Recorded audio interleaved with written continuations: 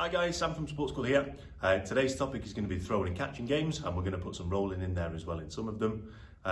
For all these games you just need some really simple equipment. So for today I'm going to be using either a ball or pairs of socks. I've even got scrunched up newspaper, and then I've got a tissue which was out of the cardboard box, and I've just put some tape around it to make it heavier. When you're doing the games, I'm going to be using a shoebox for today's games. You can use anything from a mixing bowl, a shoebox, a cardboard box, whatever you have at home. And please make sure in all these games that wherever you're playing that there's no things that you can break around, like a vase or a television or whatever it may be, okay? When you're playing the games, try and get as many people as you can involved. If you've got a brother or sister, mums and dads, parents and guardians, whoever you live with at home, try and get them involved and compete against them. Let's get started.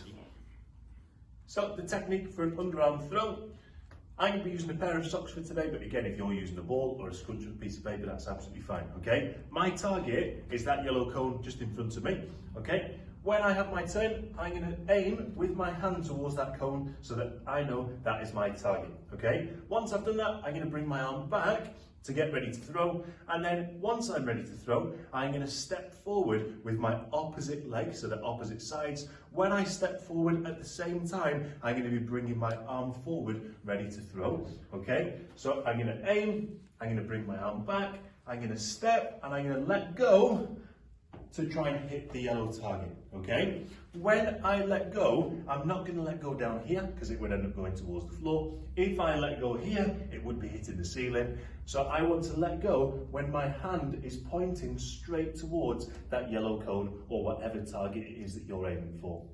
So this game is called Socks in a Box, and as you can see on the floor next to me, I've got my shoebox. If you don't have a shoebox, you could use a mixing bowl, you could use a bin, a cardboard box, whatever you have that you can throw the socks in for it to stay in, okay? So in this game, I've got 1, 2, 3, 4, 5, 6, 7 pairs of socks, but if you don't have 7 pairs of socks, you can use less. But remember, it doesn't just have to be socks, it could be scrunched up tissue, it could be a ball or a tennis ball, whatever you have that is round that won't make a mess on the floor like a tomato, okay? So for this game, I'm going to stand right in front of the box. I'm going to take 2 steps back from the box, 1 and 2, and then my first pair of socks, I've got to try and get into the box, okay? So I'm going to throw it underarm and try and get it to stay in there. So that would be 1. So if I get it in, I would take, depending on how much space you've got behind you, 1 step back or 2 steps back, okay? Then I'd throw another pair of socks into the box. There we go. I'd take another step back, then I can have another turn. Oh, I can take another step back. Ooh, so if I miss the box, I would put down a marker on the floor because this is my highest score. This is the furthest I got away. So what I'd do is I'd mark it here, I'd go and collect the socks, and I'd have another turn to try and beat my score. So let's see if I can beat it this time. So I'd take 2 steps back, 1 and 2. I'd throw my socks into the box.